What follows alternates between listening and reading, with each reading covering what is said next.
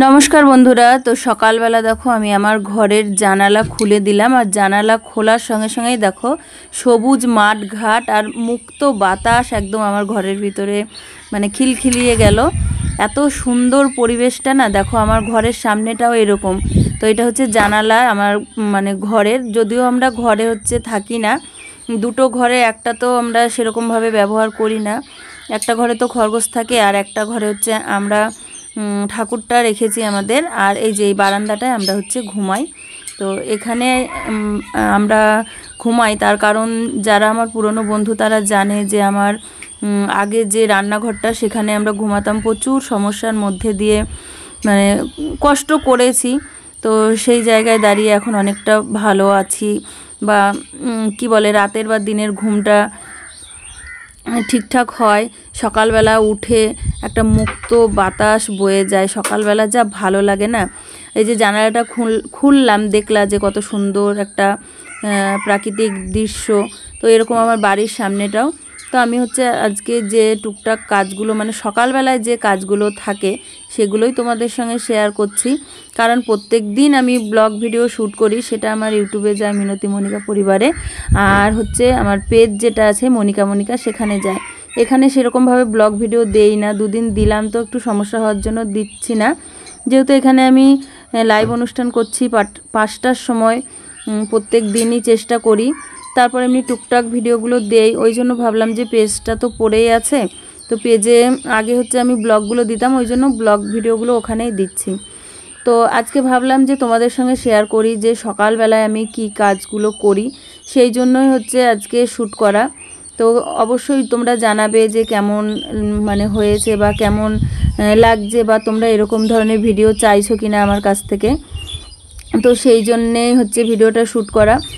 আর কি বলো তো, সকালবেলায় দেখছো কত পাখি ডাকছে কিচমিচ কিচমিচ করে, আমার পুরো বাড়িটা সবুজে সবুজে ঘেরা একদম। আর এই সকালবেলায় এত সুন্দর পাখিরা ডাকে, মন প্রাণ ভরে যায়। নিজের বাড়ি বলছি না, মানে নিজের বাড়ি বলে হয়তো ভাববে যে দিদি বেশি বেশি করে বলছে, যেই আসে তারই মন প্রাণ জুড়িয়ে যায় আমার এই বাড়ির সামনেটা দেখে, বাড়িটা দেখে। আমার হতে পারে যে টিন না, মানে অ্যাডভেস্টারের চাল দিয়ে করা, এখনকার যুগে যেখানে সবাই কলম দিয়ে ছাদ দিয়ে ডিজাইন করে ঘর করছে, সেখানে আমি কেন বোকার মতন এই অ্যাডভেস্টারের ঘরটা করলাম, যেখানে আমার ঘরে একটা কলম নেই, কিছু নেই। তো যাই হোক, অনেকে এসে এই প্রশ্নটাও করে যে কেন এই বোকার মতন কাজটা করলাম, আমরা তো অন্তত কলমগুলোও দিয়ে রাখতে পারতাম, যাতে ভবিষ্যতে এটার উপরে আমরা ছাদ দিতে পারতাম বা কিছু, মানে যার যা বক্তব্য।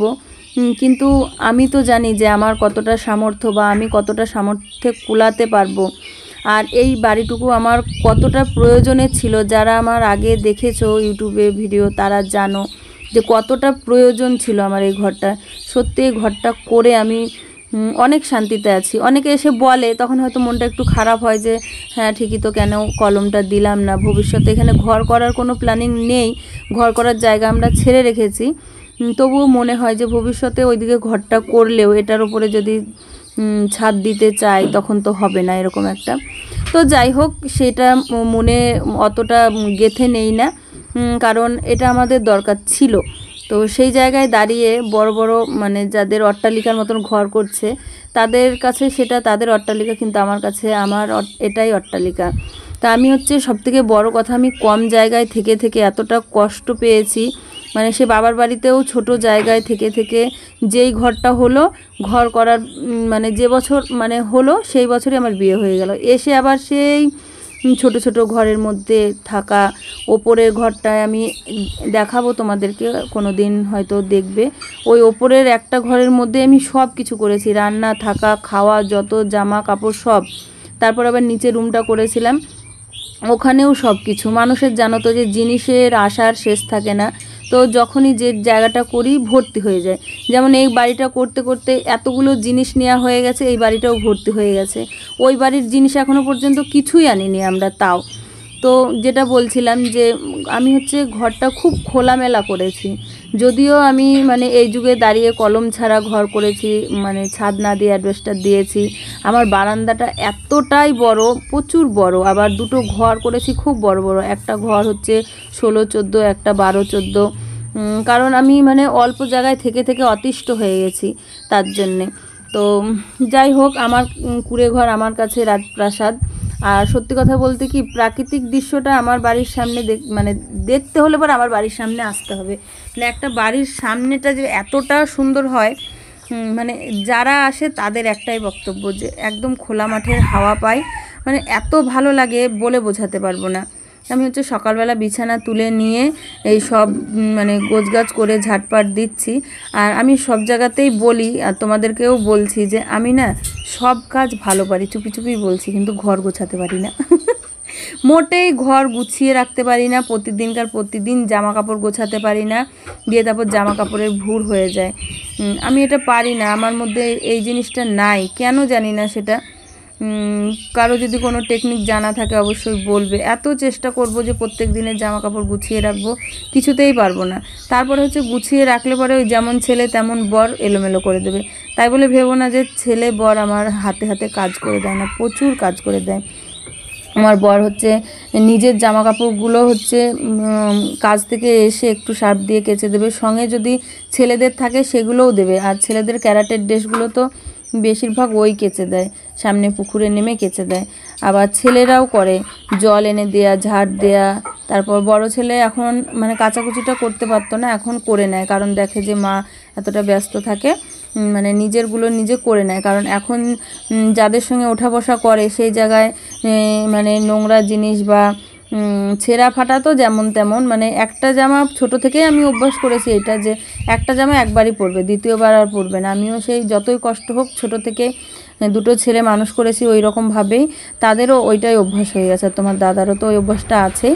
তো দেখো আমি হচ্ছে ঝাড় দিয়ে নিলাম। আর এই যে হচ্ছে এই প্লাস্টিকের বেলচাটা আমি মায়ের দেখেছিলাম আছে, ওই জন্য আমি এখানে খোঁজ করে এটা কিনে নিয়েছি। যেহেতু আমাদের ঘরে এখনও অনেক কাজ বাকি আছে, এই ঘরগুলোতে এখনও ডাস্ট ভরতে হবে, মাটি ভরতে হবে, তারপর মেঝে করা বাকি আছে, ওগুলো আস্তে আস্তে করব। এখন আমরা করব না, ঘরের কাজ একদম পুরোপুরি বন্ধ রাখবো। কারণ আমরা এই জায়গাটা হচ্ছে নিজেদের টাকাতে কিনেছি। যে গ্রামে যেটা হয় যে শ্বশুরের বা কি বলে যে পৈতৃক ভিটা থাকে, সেটা কিন্তু এদের নেই। তো আমি হচ্ছে এই যে জলের ড্রামটা নিয়ে যাচ্ছি সকালবেলায়। তো জল তুলতে, যে আমাদের পাশের বাড়িতে যে পেছন দিকে একটা বাড়ি থেকে আমরা জল তুলি, আমাদের যে পুরনো বাড়ির সামনে একটা কল আছে ওটা থেকেও তুলি। যেহেতু এই বাড়িতে মানে ধোয়া খাওয়া এই জন্য লাগে, ওই জন্য হচ্ছে এখান থেকে জলটা আমি একটু তুলে নিই। কারণ জানো যে আম গাছতলায় ওখানটায় আমি হচ্ছে বাসনগুলো ধুই, পুকুরের জলে আর ধুই না, কল থেকে ওই বালতিগুলোতে করে নিয়ে আসি। কারণ দুটো বালতি আমি কিনে নিয়েছি, যে এই যে বাসন টাসন ধোয়া, হাত পা ধোয়া, এই বাড়িতে মুখ টুক ধোয়ার জন্যে। আর এই দিকটা হচ্ছে আমার পুরনো বাড়ির থেকে সামনের দিকে যাওয়ার জন্য। আর পুরো বাড়িতে আমার মানে কুমড়োর গাছে ভর্তি হয়ে গেছে। আর এখানে হচ্ছে সকালবেলা টিউশনি পড়তে আসে আমাদের বাড়িতে সব কচি কাচাগুলো। এখানে একটা আমাদের ভাই পড়াতে আসে আমাদের পাশের গ্রামে, খুব ভালো, মানে খুব কি বলবো যে জ্ঞানী গুণী বলতে পারো, যে ভালো, মানে প্রচুর ভালো, মানে পড়ানোর টেকনিকটা বেশ ভালো। আমি হচ্ছে এদিকে হচ্ছে ঝাড়পাট দিয়ে জল তুলে এনে এখন হচ্ছে এই সামনেটা একটু ঝাড় দিয়ে নিচ্ছি। যখন আমাদের বাড়িতে কীর্তন হয়েছিল এগুলো সব সুন্দর ছিল, মানে আমাদের যে গ্রামে যেটা হয় মানে উঠোনে লিকানো সেরকম ছিল। কিন্তু এখন বর্ষা যত হচ্ছে ঘাস তত বেড়ে যাচ্ছে, আর ঘাসের সঙ্গে আমরা পেরে উঠলাম না, ওই জন্য ছেড়ে দিয়েছি। তো এই যে সব কুরকুরির তারপর বিভিন্ন প্যাকেটগুলো আছে, এগুলো হচ্ছে আমি ঝাড় দিয়ে পাশে যে আমাদের উনুনটা আছে ওইটাতে ভরে দেবো। ওই উনুনটা আমরা করেছিলাম কখন বলো তো, আমাদের কীর্তনের সময়। কীর্তনে হচ্ছে খিচুড়ি হয়, তারপরে আরও রান্নাবান্নার জন্য ওইটা করা হয়। তো ওটা আর বন্ধ করিনি, কেন জানো, যে ধান সিদ্ধ করব বলে আমাদের একটুখানি জায়গা নিয়েছিলাম, সেখানে ধান লাগিয়েছিলাম। আর তোমাদের দাদার বক্তব্য ছিল যে আমরা চাল কিনে খেতে খেতে মানে এলে যাচ্ছিলাম। কারণ আমার যতদিন থেকে বিয়ে হয়েছে আমি ঘরেই চাল করে খেতাম।